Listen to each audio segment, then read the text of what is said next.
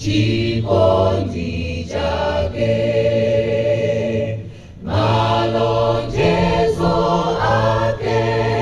ndiachikalire ndimakhulupirira Yesuyo ndimalonjezo ake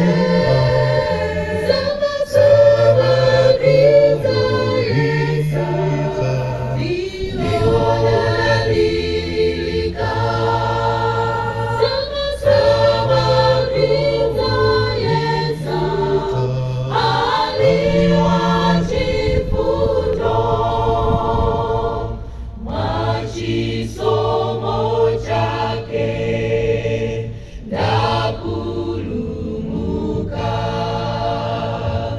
Yesu yekha ndiye mombolo wanga, iye amadziwa za moyo wanga, zatsogololanga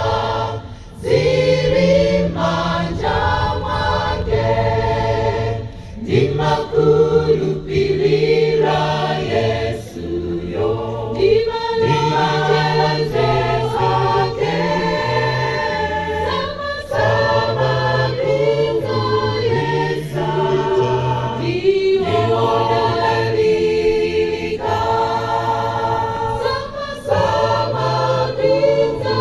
Yesu aliwa chifundo. Ndili moyo lelo chifukwa cha Yesu, kuchokera mwamba atangata ine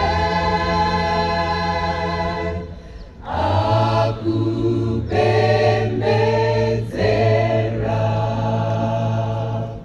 moyo wanga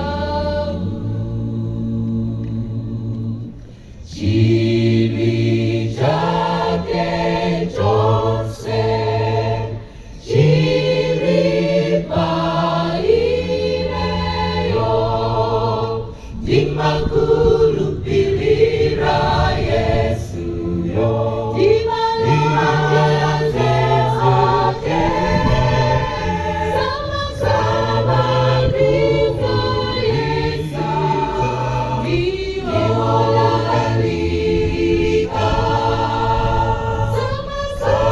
samapinzo Yesu aliwa chifundo, ndimakhulupirira Yesuyo